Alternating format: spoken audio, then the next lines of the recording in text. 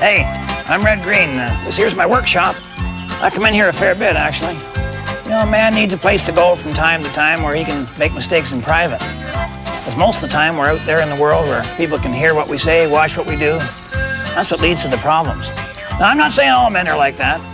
I'm just talking about the bunch of us who are wrong but not in doubt.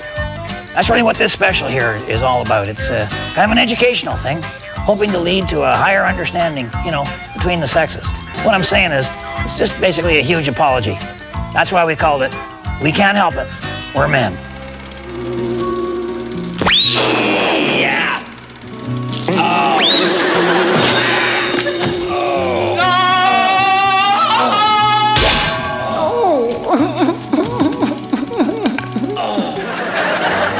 This week on Handyman Corner, I'm going to show you how to make a very common joint that you use for building furniture, houses, even wooden cars. It's a 90-degree joint, and all you need is a table saw, or a friend who has one.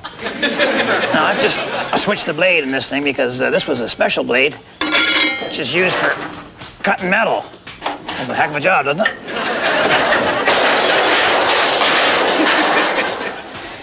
All right, now, you don't need to horse this thing down or anything. Just finger tight is fine. And then just start her up. All right, I guess I should have used a stronger finger there. But there's a lesson to you youngsters out there. Never compromise safety just because you can't find the wrench.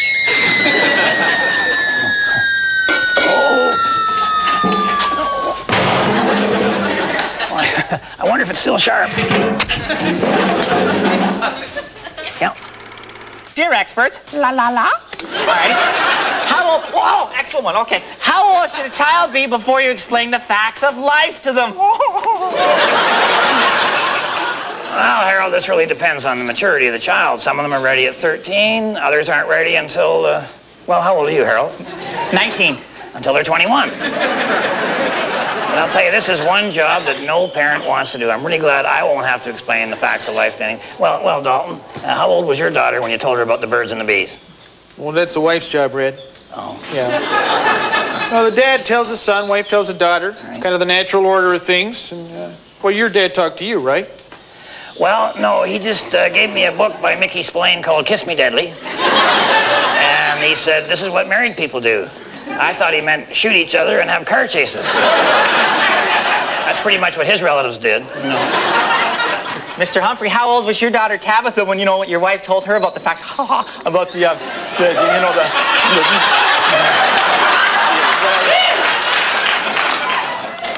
about it. When? How old was she when she heard about it? She hasn't yet. Tabitha's only 20. There's no rush. But she has a boyfriend, doesn't she, Dalton? So? You know what? It's puppy love, Red. Totally innocent. All right. You know what? I don't think they even kiss yet. I just thought, you know, because they moved in together. You know. Well, yeah, but that doesn't mean anything. No. He sleeps on the couch.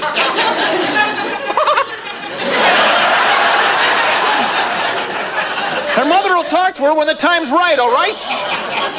Well, I hope she can get her attention in the delivery room. Here's a little advice for you. Count your fingers before and after every cut, and then you'll know if you should be sifting through the sawdust. And we just do this little cut here.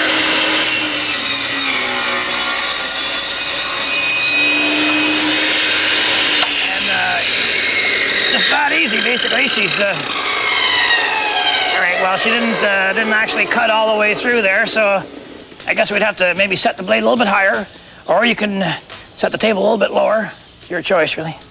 Oh, no, I know. If any of you have any teenagers in the house, you might want to videotape this part so that you can erase it later. Because I'm going to talk about what they call free love.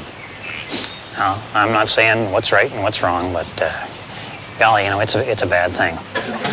So all you teenage girls there in particular, whenever you get a request from a boy of the opposite sex along the free love line, I'm asking you to just say no. That's only fair to those of us from an older generation who grew up when things were real uptight and celibate and celibacy and so on. You weren't allowed to do anything. So we don't enjoy you being allowed to enjoy things that we weren't allowed to enjoy. It's not enjoyable. So I think just to say no in the interest of fair play is the only way to go. None. I can't tell you what to do. All right, you do whatever you want to do, but I'll tell you one thing. Up at the lodge, our attitude towards free love is you get what you pay for. That ought to do her. Now here's something else that you can do with a table saw. When you want to cut along the length of a board, that's called ripping. You can just rip right through the board there. It's a lot easier than doing it by hand. It's called ripping. See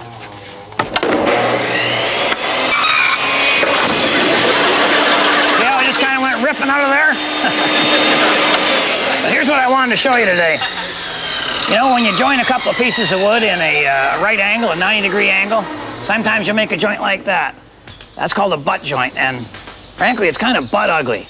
So I'm going to show you how to make another kind called a miter joint. Miter, that's a French word. It means not butt, okay? So you're still going to have your 90-degree angle, but you're going to do it with 2 45s, because you want to have a right angle. Anything else is a wrong angle, which I've proven many times. All you got to do is set your saw to exactly 45 degrees.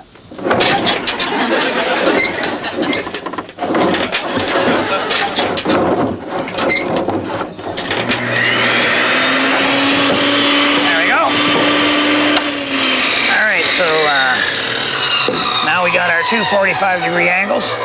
We put those together. Put that one over there. And then what you're going to find here, when this all goes together exactly right, is you've got a perfect 90-degree angle. Yeah. So you've been dating her about 5 times now. Yeah, you're just getting into a nice, comfortable routine. Pick her up at 7, burgers at 8, movie at 9, home by 11. And then she goes and throws a monkey into the wrench and looks at you and says, I love you. Well, it's funny, isn't it, how 3 little words can always scare men? Like, no more beer. Or, that's my husband. But none of them is worse than I love you. That's the biggie right there. That's right. Don't answer her. Don't say anything back. She'll expect that. She knows you're a man. You're not supposed to be able to express yourself, all right? She'll think you're the strong, silent type. Right. And this buys you some time. Right. Now, let me tell you something. When a woman says I love you, it could mean a couple of things, eh? Might be her way of ending the relationship. She's trying to put a little pressure on you, force you to run away. Right. A lot of women will say I love you to sort of try and spark up an otherwise dead-end relationship, too. Might be trying to jumpstart her own feelings. Right. Or yours. So I say, just go on home, don't call her again. Yeah. Bottom line, when a woman says I love you, there's no telling what she means.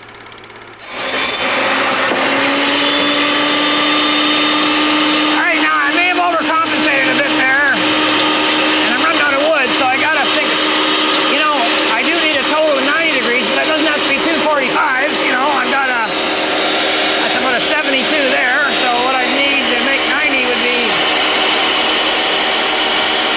17 or somewhere in that area. So all I have to do actually is just have the table saw jack forward 90 degrees.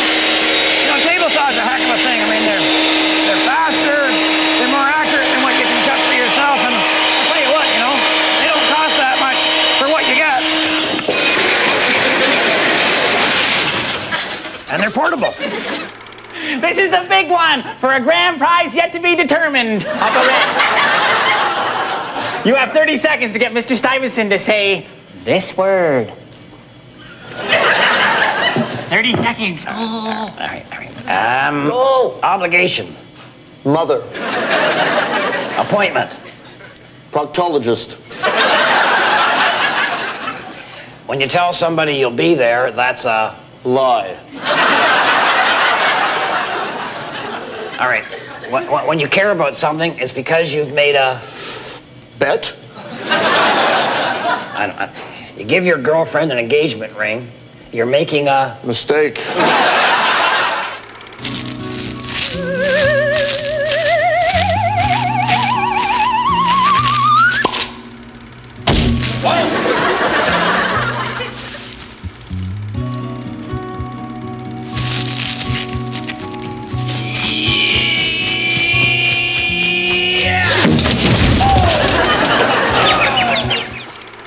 I'm spending some time today with Max. And, Max has brought an airplane here. This is Max's own model plane. Do you want to? No, actually, you better not touch that. What you can do, Mac, we're going to fly this plane today. This is kind of fun for me, too, I got to tell you. Max, why don't you untangle a string, and I'll work on the plane. Get all the junk we can. He's got the whole kit here. He really has. He's got the whole thing all set up. You know, I never had one of these when I was a kid. I always wanted one. But of course, now my dad, he wouldn't spend that bit of time, and so it didn't pay off for him, you know. And I think in a way that, and here I am spending time with a young fella, and look what's happening for me. I'm getting finally get the thing going with the model plane, which I always wanted as a kid and never get to it. And this is so you see how it works out. So, gotta hurry it up, Max. I haven't got all day here, and they enjoy it too. It's not just a pleasure. I'm gonna get my glove. I don't have my glove, so I've got the handyman's secret weapon here, which we call an AG, alternate glove. And what I'm going to do is wrap this around what's going to be the cut. And then I'll use this to actually start the... How are you doing there? No, you're doing all wrong. You're doing all wrong. You're doing all wrong. You're doing all wrong. You're doing all wrong. Come on over here. You start here. Yeah, you untangle. There. That's it. They like the guy. My nephew is coming to stay with me for the summer. Well, you certainly have my sympathy. And I don't really have a lot of habits or activities that would interest a 10-year-old boy. Do you have any suggestions? Don't think I really understand the question. Me neither, Harold. Well, his nephew, he's coming to stay, and he wants to make sure that he has fun, so... Right. Well, he wants to make sure that the boy has fun on the summer when he's there. Why? Well, I mean, come on. I mean, there's probably hundreds of things that a young lad can do to have fun in the summer. I mean, let's see. There's, well, there's golf. Golf is great fun. Well, he's 10. He might be a little bit small for golf. Okay. Mini golf. Okay, well, is there any other ideas? Well, sure. I mean, there must be lots of things you can do with a kid, aren't there, Red? Oh, yeah.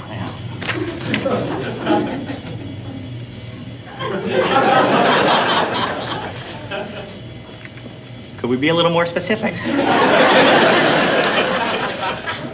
You know, my sister, when she used to come at Christmas and bring the kids, I used to play this little game with them called Adapt. That worked out pretty well. Adapt? Oh, okay. How does that work? Well, it's easy, really. The adults, they do absolutely anything they want, and the kids have to adapt. Sort of an old-fashioned family tradition thing. Sounds like an educational game, too, Harold. I'm guessing you don't have anybody staying with you this summer. No. So far, it's working great. Give me the fuel. Give me the fuel. It's in the... Get the fuel. No. That's... No. All right. I want to talk to you guys about something that's going to happen to your wife that'll have a tremendous effect on you.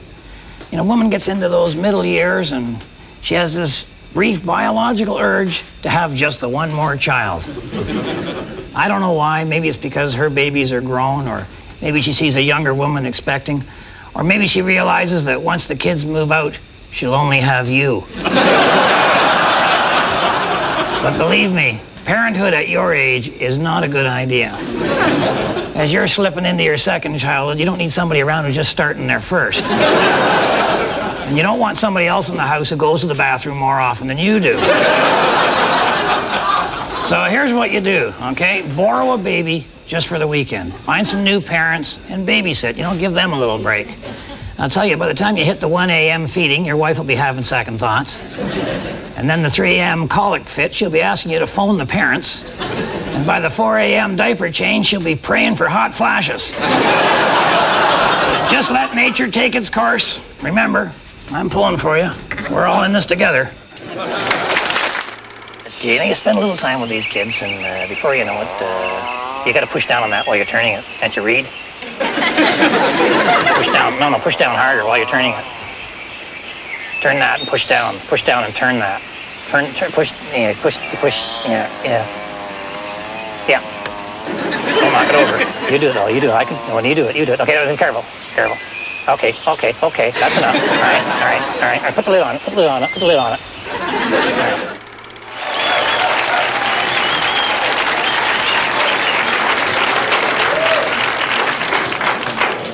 There's a Christmas card. All right. Dear sirs, I drive a van. It's a great vehicle, except for one major design flaw: rear visibility. Even with the extra large side mirrors and a rear view mirror, there's a blind spot at the back of my van that's big enough to hide a St. Bernard. A dog could fall asleep behind a van and you'd never see it until you pulled away. Anyway, my question is, how do you tell a child their pet is dead?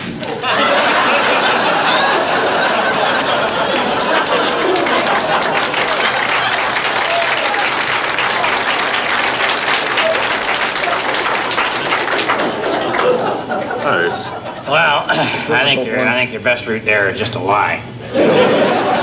Just tell them that the dog has run off and joined the circus. He'll be back in a few years. You know, I lost a pet once when I was 9. Yeah. The gardener from our family estate ran a lawn tractor over Fifi, my miniature French poodle.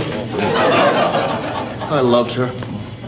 But you know, my mother and my father, they never said a word. No, they just went right out and purchased another purebred poodle. Yeah, it looked the same. They just called him Fifi. Well, that's living in denial. It is? Yes, it is. That's called living in denial. I didn't know that. Okay, I guess then I would recommend living in denial. Mr. Braxton, how about yourself? You have kids? Well, what normally Dolores and I do is we bring the girls in, and when we've lost a pet, and we sit them down and we tell them that God's come to our house and gone to a better place for a greater purpose. Boy, that's real nice. That's very nice. Yeah, but now the girls hate God, so can't win. Oh. Okay, alrighty. Well, there you have it. 3 experts and 3 opinions. But, you know, if you want to know my opinion, I'd say just honesty is the best policy. Oh, really, Harold? Yes. Well, remember that hamster you had? Yeah, did you? Yeah? Ran off to join the circus? Oh, no! Oh! She fell off the high wire? Uncle Red, you have 30 seconds to get Mike Hammer to say this word. Father. Father. And go. All right, Mike, your mother is married to... Her job. Exotic dancing's her life. Right, okay. I'm talking about the man who took care of you when you were young was your... Truant officer. This is a family member, Mike. The man who slept with your mother. Could you be more specific? Okay, growing up with just a mom, you knew you had a... Curfew. Another word for daddy. Lifer. All right, Mike. If your wife has kids, you'll be... Long gone. Whoa. Just like your...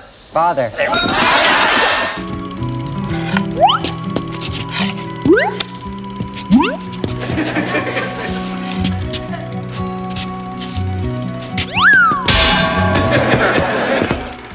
You're gonna pay for this until the moon passes China. Oh, boy. She comes home from work, stressed to tears, and blubbers out the 5 words that no man understands. I just want to be held.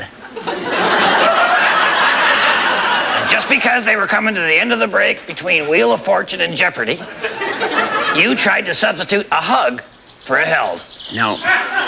A little 5-second hug, don't you know that 15 seconds is the absolute minimum for I just want to be held?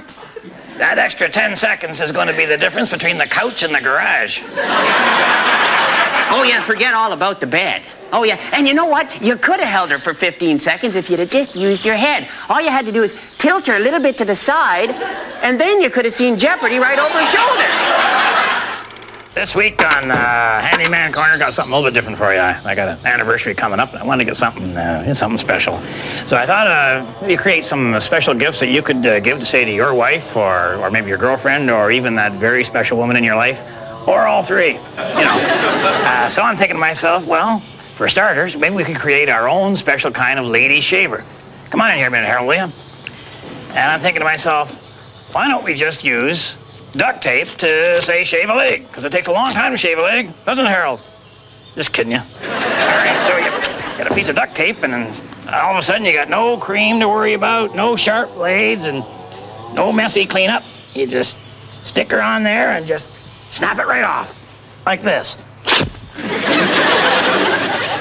That didn't hurt, did it? Low. Boy, looks like a throw rug.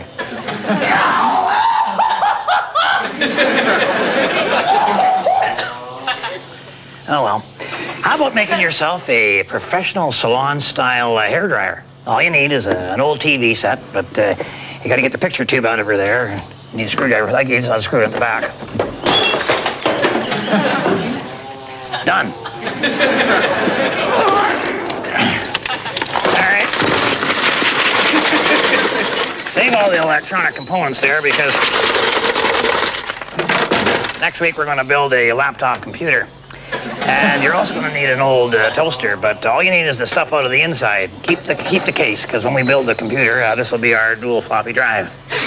All right, once we get the heater and the timer out of the toaster, get them mounted inside the TV set, we put that whole deal onto this fancy-looking desk lamp, and what we have there is a very professional-looking hairdryer, the type of thing you see in there, those real super-duper salons that smell kind of funny. All right, it's time to make beautiful hair. Now, I've used some of the old 9-volt batteries here as big dandy hair curlers, and I put them on with the duct tape, but you could use, say, hairpins or a glue gun or screws. You know. Is your hair wet there, Harold? No, it is not. No, I didn't think so. Now, just imagine that was a $50 cut, cream rinse, and set. Uncle Red, my head's tingling. Were those batteries dead? Don't worry about it, Harold. Just set the heat on the toaster now. And pop her down. There we go. Now, easy now, Harold. Easy, easy, easy. Set her right in there. Beauty, beauty. Now, all we have to do, Harold, is wait. You want your legs shaved while we're waiting? No, thank you. Okay, you're done. All right. Okay, everything's good. How do I look? I look okay, right? Well, let me just put a little mousse on that. What'd you do that for? Well, I was frosting your tips there, Harold. That's all. Well, there you have it. So remember, if the women don't find you handsome, they should at least find you handy. Is that water still dripping? No, that's battery acid, Harold. Oh, yeah. Hi, I'm Buzz, and I'm a man. Hi, Buzz. I think I had a breakthrough last night. I was sitting at home watching television. The swamp buggy races were on, and I was sitting there minding my own business, and she comes home, right? And I know right away something's wrong, because she's sighing and she's stomping.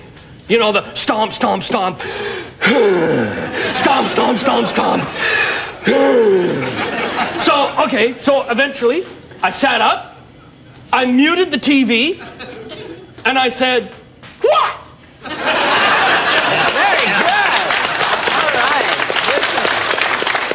So then she starts unloading on me, right, about her family and her sister's so-called dancing career, right? And then I'm thinking, wow, I gotta book some talent because we got a hockey banquet coming up. And then I realized, you know, like while they're talking to you, you can be thinking about other stuff. They won't know. So she's talking away, right? And I'm thinking, well, I gotta fill those holes on the plane. And then I played the entire first side of Led Zeppelin 3. And I'm sitting on the couch and I'm nodding my head. She thinks I'm agreeing with her, right? But I'm not. I'm jamming with Jimmy on the Immigrant Song. You know,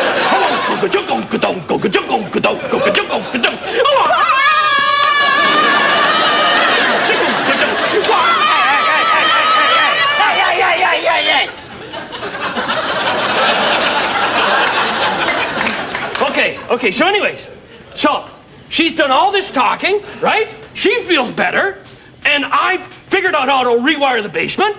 I remembered where my baseball glove was, and I was able to name all the Bradys. Bobby, that's the one that we couldn't remember. Yeah, right. Name that one. So I can hardly wait till she wants to talk again, you know, because then I'll get some of my best thinking done. Thank you.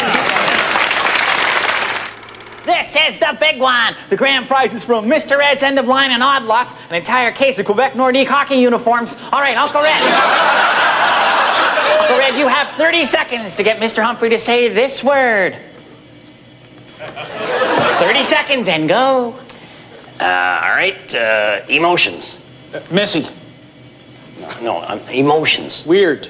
No, what's in your heart? Triple bypass. You know, the stuff that's in there. Cholesterol. No, when somebody says something mean, then it hurts your... Chances for promotion. All right, the way you react to friends and family. Defense mechanisms. Well, your time's almost up, Uncle Red. The most annoying song ever written. Feelings. The Safety Smart Handyman knows you should always start each new project with a clean workspace. Perfect. For our 25th wedding anniversary, our silver anniversary, I bought my wife a brand new shiny silver socket wrench set. My wife burst into tears. At first I thought they were tears of joy, but since I've been sleeping on the porch for 2 weeks now, I figured she didn't like the socket wrench. Women say they want to be treated equally with men, and I'd love a set like that. So what's wrong? What do women really want? All right. What do women want? Glenn, you're married. What do you think? Well, you're married too, Red. Yeah, that's right. Yeah, but you've got all those daughters, 7 daughters, haven't you? I mean, you know more about women than I do. Well, a lot of them are still pretty young. They're girls, you know, so... Oh, Bob, you've been married 6 times, right? 4. 5, Bob. Oh, yeah, 5, right, yeah. 4 is what you say when you're playing golf. Actually, do you know where yelling 4 originated from? No. Well, the Scottish, you know, they used to do a lot of... Excuse me, you're just getting a little off topic there. You know, the question is, what do women really want? Right. All right. Oh, yeah, what do women want? What do women want? Boy.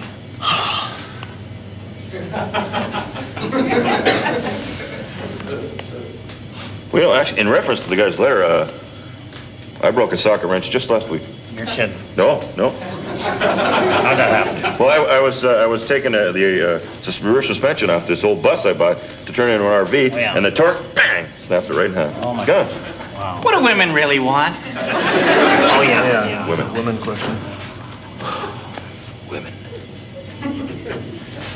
What about world peace? Oh, yeah. World I would peace. think so, yeah. Yeah, world peace is Political good. thing. Oh, yeah, Sure. world peace. World peace, yeah. Survey says world peace? Yeah. No, actually, I knew a guy who broke a socket wrench once, too. Get out. Yeah, he was working on a snowmobile. I don't think he'd ever actually take Small it world. apart. Yeah. Yeah. What do women really want? When they want something, those women, what is it? Yeah, that's it.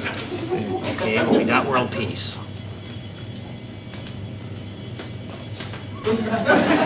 Well, you know, actually, as a husband and a father of 7 daughters, as you said, I know around our house that what the women want in my house is a new VCR. Oh, yeah. Oh, you're onto something there. Yeah, ours jammed up. My wife would love a new VCR.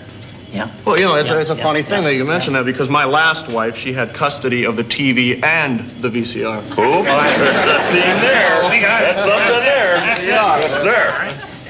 Women want a new VCR. And world peace. And no socket wrenches. Okay, you got new neighbors moving in down the street. They look okay from a distance. And as you're peering at them through your binoculars to see if their faces look familiar to you from television shows like America's Most Wanted, your wife comes running into the bedroom, tells you to put your pants on, she's invited the new people over. Now, I know you're going to have a negative reaction because you're thinking you already know more people than you want to know. And anybody who would buy a house on the same street as a chlorine factory is an idiot.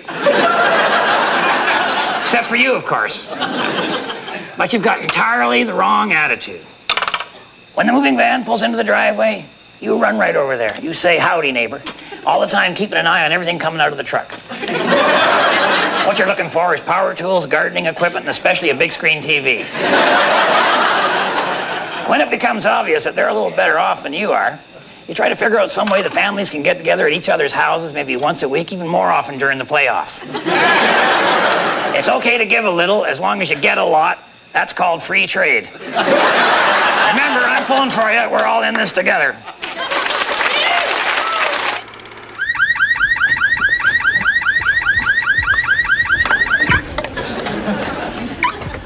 Possum 911, thanks for calling. State your membership card number. 765348. That's Dougie Franklin's number. Well, what's the trouble there, Dougie? Red, I'm all alone, Red. Help! Well, this sounds serious, Uncle Red. Did you roll the monster truck there, Dougie? You pinned in the cab again, are you? It's my mom. She's out of town for a week, Red. His mom's out of town for a week? I don't get it. I do, Harold. When's the last time you ate proper food, Dougie? I don't know how. Cook. Snacks. I ate a jar of olives, Red. Okay, Dougie, what room are you in right now? I don't know. I don't recognize a thing. All right, Dougie, that'll be the kitchen. Yeah. You wanna go to the cupboard that has all the cooking supplies in it? The what? The cupboard. What's that? It's like the stove or the dishwasher without all the controls. What's that? Oh, it's like the washing machine or the clothes dryer. Oh, for Pete's sake, speak English, will you? All right, Dougie, where do you keep your beer? Oh, the fridge. Yeah. Okay. Red, everything's gone dark. Now, take it easy, Dougie. This is Red speaking to you. Yeah. Look on the fridge door. Yeah. See a lot of magnets there? Yeah. Huh? Paper. Yeah. Pieces. Smurfs. Okay, and now one of those is going to have a phone number on it, Dougie. Yeah. You want to call that number, crawl over to the door, and wait. In half an hour, you'll have a pizza. Oh, thank you, Red. I can't believe my own mother would try to kill me. This week's letter goes as follows. Dear experts, my wife and I are going through a divorce from each other. How can we equally divide up our stuff when we only have one good piece of furniture? Well, the phrase chainsaw comes to mind. You know, it's a tough problem. I know, because about 3 weeks ago, my wife and I decided we maybe get divorced. What? You and Anne-Marie getting a divorce, are you? Well, yeah, she wanted to wait till our daughter was 20, and that happened last month, so after 14 years of marriage, she moved out. Walked right out. Wow. Sorry to hear that, Mr. Humphrey. Don't worry about it, Harold. It's all right. Hey, Dalton, I'll tell you something. That is her loss. Yeah. I'll tell you. You're going to find out that you're going to be the lucky one now, because I'll tell you something. Most folks around here never liked her. So many times you'd hear them saying, you know, boy, oh boy, how did he end up with that one? You know, he'd be better off without her.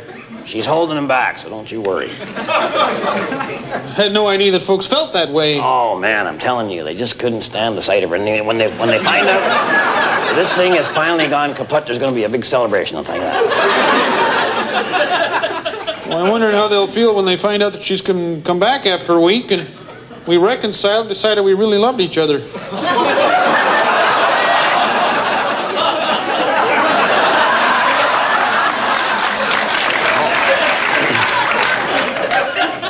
Just off the top of my head, I would imagine they'd be somewhat embarrassed, you know, about some of the things they'd said, and I would expect that they would owe you a fairly good-sized apology. Who was it was saying that stuff? Well, to be honest with you, it was mainly Harold.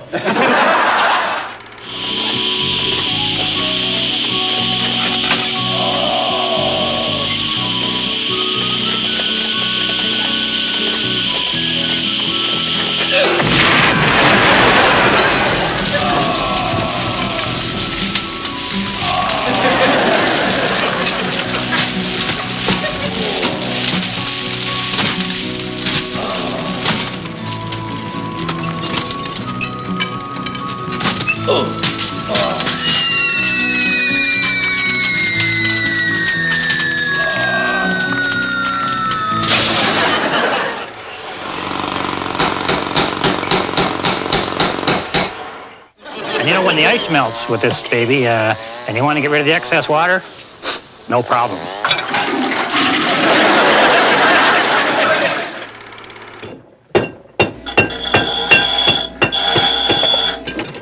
And as an added feature, I've got on the control panel, set her for a bun warmer. And by golly, I'm here for the evening.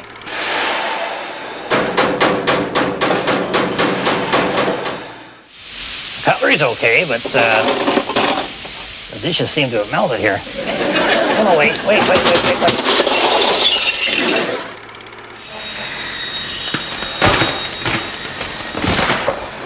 But I'll tell you one thing.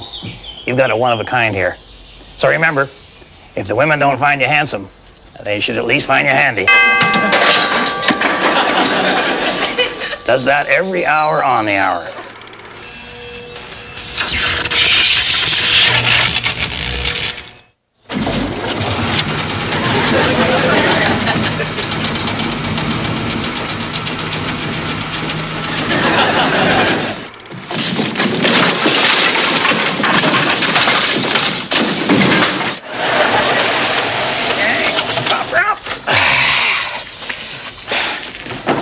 And with the beauty of our Himmelman hinge,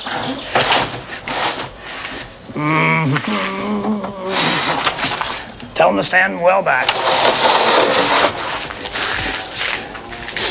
and say, bedtime, bed. Hop into bed. And there you have it. Fantastic. So remember, if women don't find you handsome, they should at least find you handy. I don't think your guests will be staying any more than one night either, so that's an added bonus. You know, the beauty of having the fine wood furniture is you can virtually paint it any color you want. Black, orange, purple, or all three, whatever goes with your curtains. This chair here is one that Bernice and I have had for many, many years. We call it our guest chair. A lot of memories in this chair. Not happy ones, but still. If I'm going to strip that chair down, there's got to be 9 or 10 coats of paint on there, so I'm going to need something, a real powerful chemical to take that off. That's what I've got right here. So you got to remember when you're taking these off there, you're talking kind of corrosive, very corrosive stuff on there. I would suggest you go with the protective. All right, now I would recommend that you go with the protective gloves on that, unless you really enjoy a good burn. And, Cole, you might want to wear an apron there, too, to, you know, avoid injury or arrest or frostbite. All right, there we go. We got the chemical on there, and now we, I don't know. The stuff is stripped instructions right off the can, so What? We wait? All right, Harold says we wait.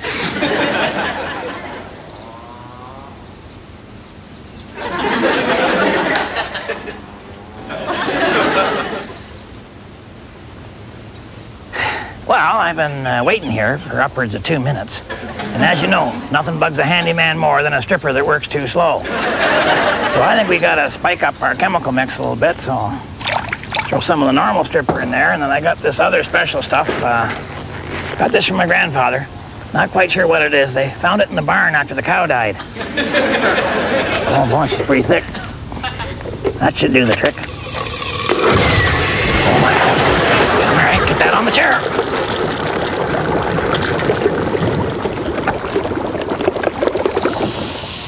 We got a few layers off there. I'd say we're back to about 1978, but we're still not down to bare wood. So I think we need to switch to something just a little bit stronger.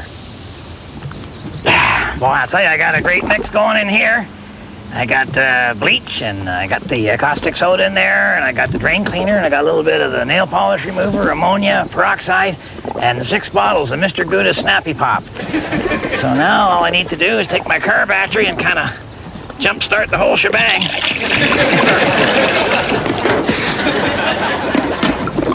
My golly. Better get this on the chair before it eats through the pot. Oh.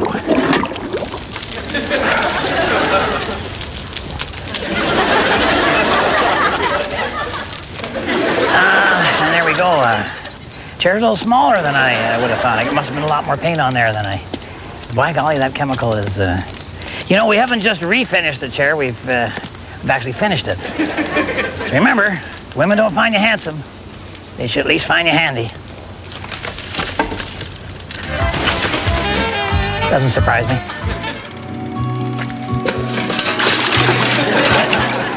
Uh-oh.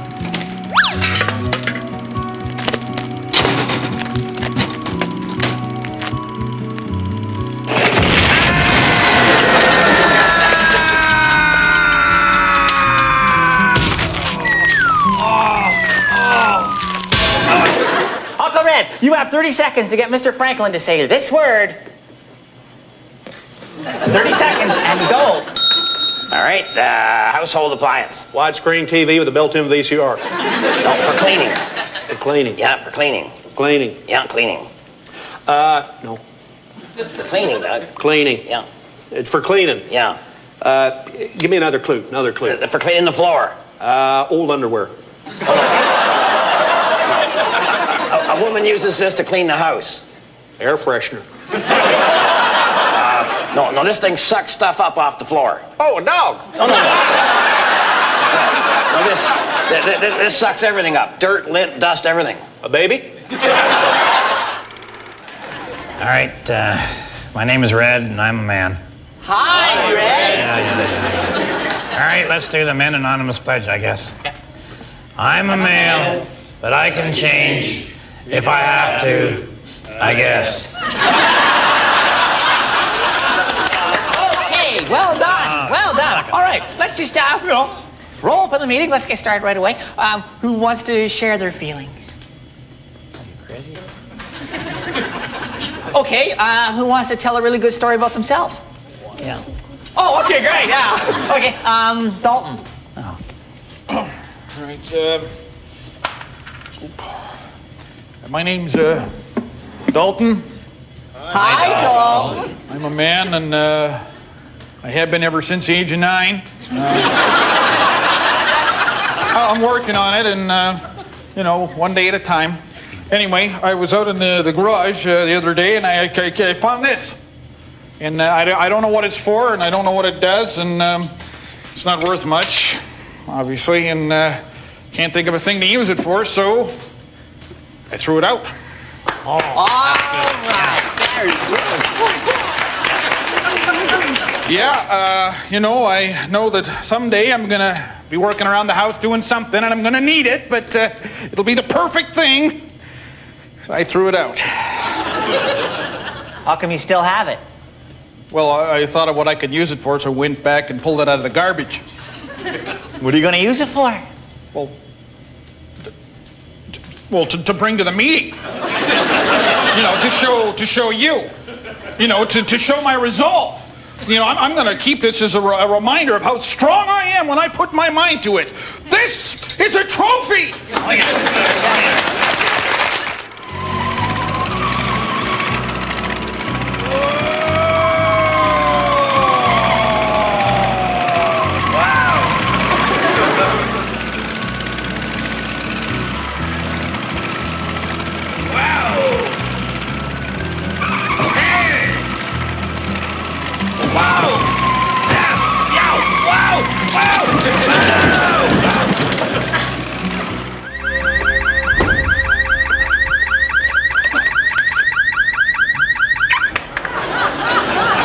Possum 911, please state your membership card number. Oh, hi, Harold. Is Red there? Hi, Mr. Rothschild, what's up? Oh, nothing, just driving around. Okay, so what's the emergency? No emergency, Harold. Well, you did dial the 911 Possum line. Oh, did I? Yeah. Oh, sorry. I thought it was calling 411, actually. Information. Okay, information. What kind of information would you like, sir? Is Red there, or, it's okay to admit that you're lost, Mr. Rothschild. I can give you directions. Lost? Leave, Harold. I'm not lost. I don't get lost. Never been lost a day in my life. You're the one who's lost if you're thinking that way. Is Red there? Yeah, I'm here, Winston. I understand you're just kind of driving around tonight, are you? Yeah, just, coming back from an estate sale over at Green Slime Harbor. And now I'm just kind of firing my way back home. Just noticed that they took the old water tower down, eh? No, it's still there. It's It's just west of Flinty McClintock's scrap metal yard. Right. West of Flinty's place. Yeah. Yeah, which is just north of the lodge. Okay. And you know, Winston, on a completely unrelated matter, we're having some problems here with the electrical. A lot of shorts and the lights are flickering real bad up at the lodge here. I don't know what the heck's going on with it. Okay. Wow, look at that. There sure are a spark in there. Yeah. Well, if Bob's your uncle, Molly's your aunt, I can see him from here. Great. Thanks, Fred. I'll be right over. Looks like it's just a right turn, a left, and another left. No, it'll be another right. That's what I said. All right. I need to talk to you ladies to help you understand why we men do some of the things we do. For example, not stopping to ask for directions when we're lost. Okay, primarily, it's a pride thing. We're out there, we're driving around in our own vehicles, burning gas, got the sunglasses on, looking good, you know. People see us going by, would never guess that we have no idea where we are. And we're not real excited about sharing that information. A man does not embrace the concept of going up to total strangers and saying, "You may not know this, but I'm a moron." Whereas the woman that he's with is only too happy to share that information. I think it helps to ease her burden a little bit. See, to a woman, getting lost when you're on a trip is just a blameless act of nature. But to a man, it's a sign of personal failure. He knew where he was when he left. He doesn't know where he is now. All right, somewhere along the way, he crossed the line between the world he knows and the world he doesn't know. That's exactly the way he feels about when he got married and when he had kids. So if he admits he's lost in his car, he's going to have to admit he's lost in those other areas as well. That's way too much to ask. So just sit there, bite your tongue, circle the block a couple of times. Men aren't lost, they just take the long way. Remember, I'm pulling for you. We're all in this together. Okay, so your wife's relatives are coming over at 9:30 and you'd like it to be a short visit? No problem. You yak with them from 9:30 to 9:45. At 9:45, you stop talking, they get bored, they go home. 10 o'clock, try and get the wife to do the same thing. 10:15, get them to do the same thing. 10:30, you start turning the lights out. You know, maybe try yawning real loud and fall down on the floor. 10:45, sneak out to the driveway and start their car. 11 o'clock, you put on your pajamas and you yell, "Good night," from upstairs. And no, don't feel guilty about this. We all need more sleep as we get older. It's not like they're important or anything. They're relatives. They'll forgive you eventually. You don't know anybody. You're your own man. Darn right. No sense staying up late just because of some stupid New Year's Eve tradition. Our first letter goes as follows. Dear experts, I want to cook vegetarian, but meat is all my husband will eat. How can I get him to eat a balanced diet? Well, I think you got to remember here there are two major food groups. There's meat and there's salt. So your husband's already halfway there. Well, wait. Haven't you forgotten, like, you know, dairy and fruits and vegetables and grains? Well, no, we haven't forgotten them, Harold. We just figured that if you can't say anything good about something... Amen. Yeah. Yeah, for a healthy, balanced male diet, you want to vary your kinds of meat. Yeah. Variety of cuts, variety of grades, variety of barbecue sauce. You know, around our home, we will have as many as 17 different kinds of meat in a week. 17 different kinds of meat? What butcher shop are you going to, Mr. Humphrey? Now, you don't need to go to a butcher shop, Harold, when you live near the highway.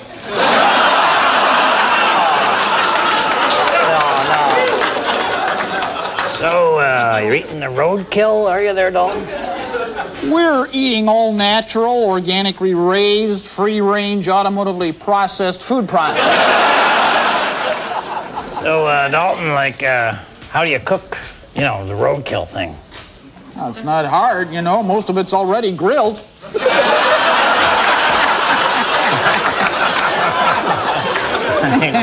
But that's got to be tough. I mean, lost some tough meat there. Isn't Well, yeah, some of it's already been pounded to pemmican, but you know, at the point of impact, it's always pretty tender. Yeah, and what you want to do is presentation, because there's nothing like presentation that's true. to enhance the flavor. Yeah. That's what we do. We'll paint a white line down the center of the dining room table. And we'll serve our meal sometimes on a hubcap. Oh! I can just picture your whole family, bowing their heads for grace. Look both ways before you cry.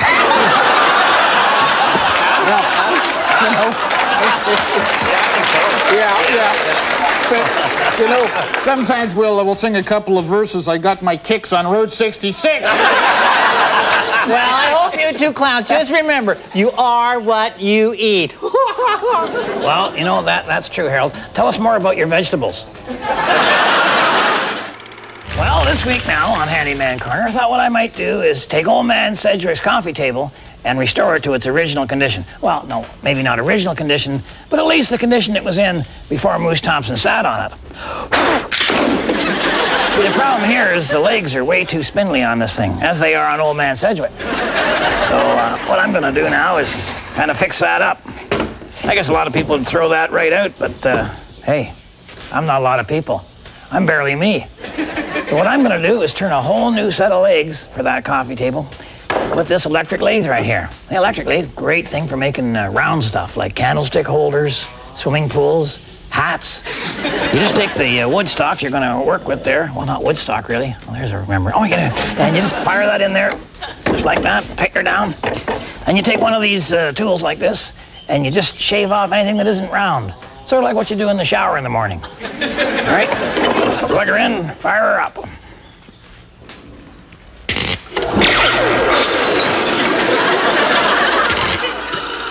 Okay, did I mention to make sure that you center the wood in the lathe? Now you want to mark the center of each end of the piece of wood using the most accurate measuring device in the handyman's repertoire. Your eye.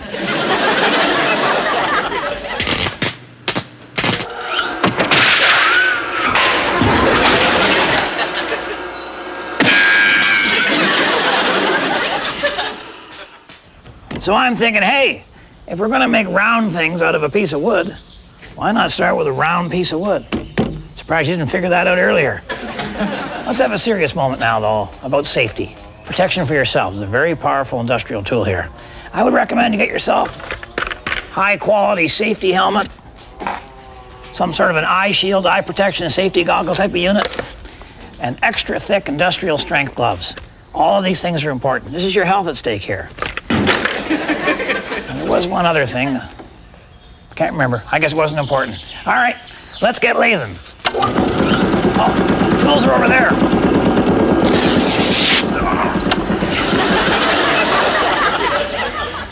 Yeah, that was the other thing I forgot to mention. Don't wear loose clothing. Okay, let's make table legs.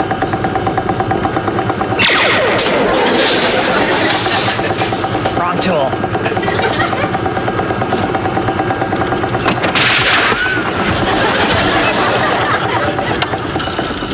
And look at that. You've made legs for your table using your lathe. Just that simple. So remember, if the women don't find you handsome, they should at least find you handy. Oh boy. Oh. Ow. Oh.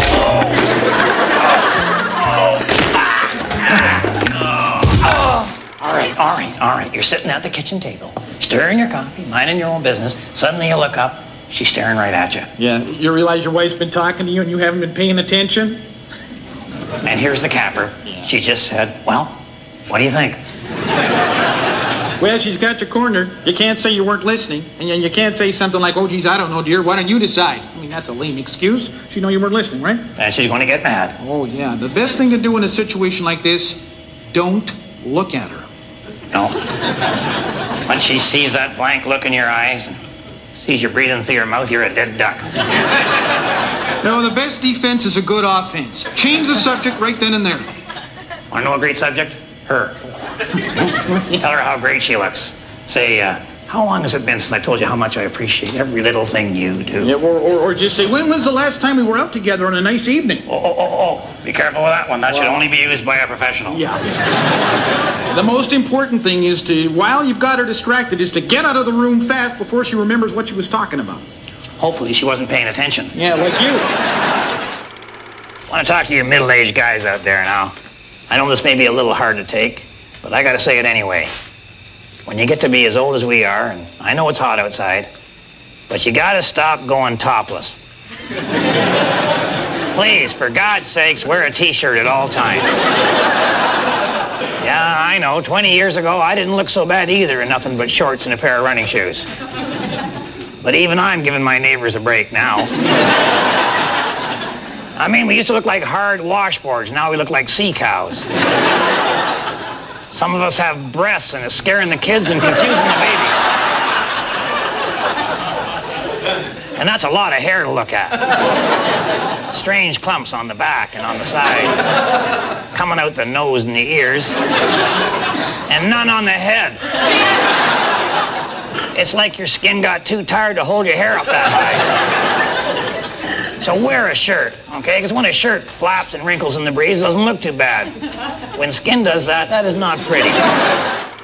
This week on Handyman Corner, we're going to show you some fine furniture restoration that will not only enhance the beauty, but will also add to the value of this beautiful old antique aluminum lawn chair. Now, what happens with these units is, unless you're one of those purists that brings them in for the winter, is that they sit out there in the sun and the sleet and the rain and the hail and the icicles and the tornadoes and the thunderstorms and the monsoons if you live near the coast. And what happens is you get a chemical change in the webbing here, where this soft, pliable, plastic, durable stuff turns into kind of a crystallized, crunchy graham wafer type substance, and next thing you know, your barbecue guests sit down and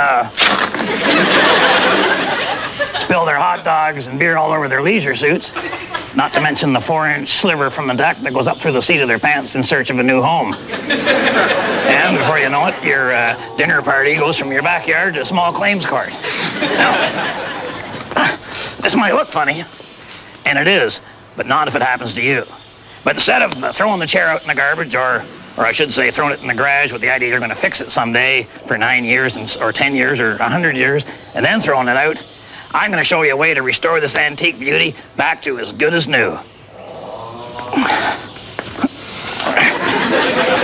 Oh, boy. Glad I waxed the floor. All right, once you got the straps cut through there, you just got to pop those metal clips off the top.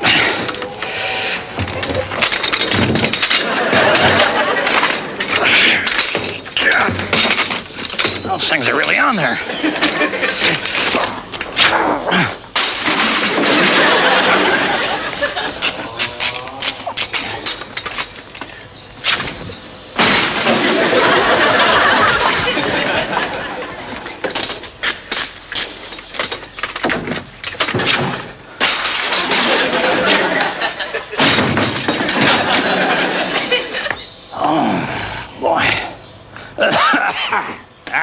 That's got her. Well, now what we have to do is put the new webbing on there. It's expensive stuff, I'll tell you. $15 a roll seems a little steep to fix a $2 lawn chair, don't you think? But luckily, I mean, I may not have money, but I have imagination. Of course, I'd rather have money. So I suggest you use something else, like maybe ribbon. Although now the sides of that are pretty sharp, you know. You think a paper cut's bad, try sliding your backside over that in your Speedo, and that'll get your attention.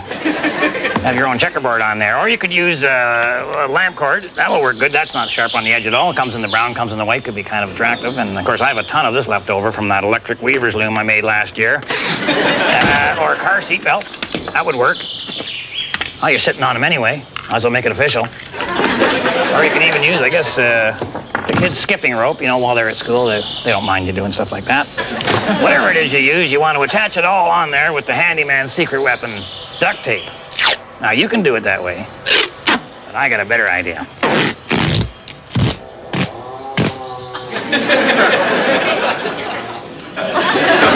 Look at that. Shiny silver frame, shiny silver webbing. Kind of looks like the Lone Ranger's lawn chair, doesn't it? And that shiny chrome look just screams money as far as I'm concerned. Or maybe it just screams imagination. And she is strong. I'll tell you, your Aunt Orca could sit in this baby. Let's try her out.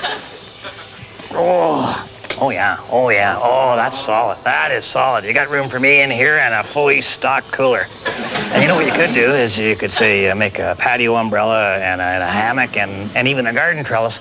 Cover them all with the duct tape. You got kind of a coordinated look. Can't beat that. So remember, if the women don't find you handsome, they should at least find you handy. Oh. Well, you're going to end up on the couch this time. She's taken a night course making crafts. Created a dried flower arrangement. Hung it on the wall, and you said, well, that looks silly. The 3 words you should never say to the woman you love for any reason. Don't ever say something looks silly to a woman, ever. Well, I'm sure it's a bunch of dried weeds and flowers and sticks, painted gold, jammed into a hunk of green foam. Something you'd sweep off the laneway. But you went and you called it silly, and now we're going to help bail you out. Now you tell her you've got an optometrist appointment. You come home an hour later, acting like you got new glasses. Make a special point of looking at her dried kindling thingy again. You say something like, oh, I see it now. What was I thinking of? I like that. Yeah, I really like the way the big things are crushing the little things there. And is that the real ragweed on that? By golly, that is an attractive unit there. What say we take down the picture of the dogs playing poker and pop that baby up there? You don't want to go overboard, though. It makes her suspicious. No, that's right. Actually, maybe give it a little bit of time. She'll start building something, maybe be half decent, you know? Or she may give it up altogether, go back to playing bingo and make some money. Either way, you win. Just give it a little time. Yeah, never say that anything she does is silly. No, otherwise she might mention that spice rack you built her. Or that new fishing hat. Or that silly lodge you joined. Hey, guys. Pretty soon you're going to find yourself going on and on about every topic under the sun. And you're going to wonder, why am I suddenly the Encyclopedia Britannica in shorts and a t-shirt? And why this overwhelming urge to tell anyone with ears? Well, you're a middle-aged man now. And middle-aged men know everything. Oh, yeah. Middle-aged men know the best route on any highway from any place to another place. We know how to fix stuff. We know how to cut the lawn properly. We know everything. But you got to keep this knowledge to yourself, all right? I know that you know your neighbor's planting that shrub the wrong way, but don't say anything. I, too, have seen my wife wallpaper the bedroom the hard way. Just keep your mouth shut, all right? Because when they find out how smart we are, they get jealous, all right? I don't know who said a little knowledge is a dangerous thing, but I'm guessing it was a middle-aged man. So whatever it is you know, and I know it's a lot, keep it under your hat and you'll be able to keep your friends, believe me. I know. Remember, I'm pulling for you. We're all in this together. Well, I hope you enjoyed that, and I hope you learned something if you're a woman, and I hope it didn't depress you if you're a guy. It shouldn't, because when you look below the surface, most guys are just dreamers looking for a little fun in life. Is that so bad? Eh? Where would we be without dreamers and zesty fun seekers? Well, we'd be bored, and we get into even more trouble when we're bored. So you guys just keep having fun and don't hurt yourselves. Remember, I'm pulling for you. We're all in this together.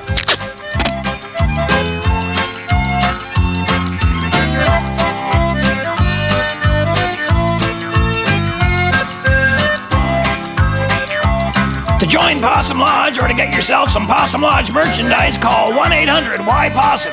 Or if you're a techno geek, check out Harold's homepage on the internet.